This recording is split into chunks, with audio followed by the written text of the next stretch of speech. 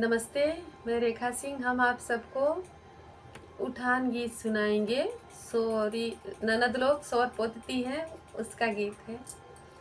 आधा घर लिपलीना नदिया आधे में हठा ठानैया आधे में हठा ठानाई हो भाभी दैना दे तू सोने का कांगनवा तबई हम लिपब तबई हम लिपब हो। एक नोट फेंकई भौजिया दूसर नोट फेंकई दूसर नोट फेंकई हो। नंदी लैना ले तू अपनी लिपौनी कंगनवा नाही देबई कंगनवा नाही देबई हो।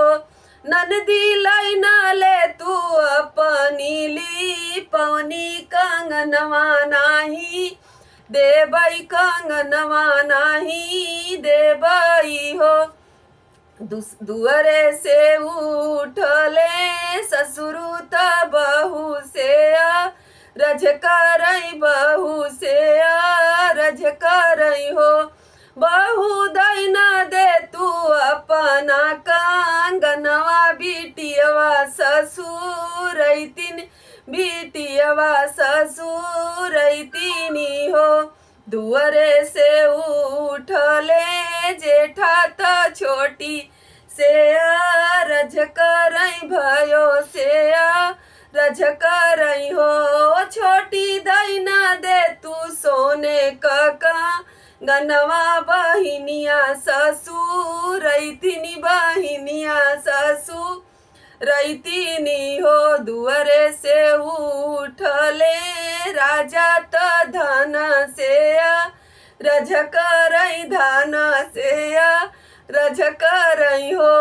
रनिया दैना दे तू सोने का कंगनवा बहिनिया मोर ससु रैतिनी बहिनिया ससुरैतिनी हो। बीच अंगनवा में अवली कंगनवा जे फेंकई कंगनवा जे फेंकई हो। नंदी लैना ले तू अपनी लिपौनी सवतिया बनिके रही है सवतिया बनिके रही है नू हो।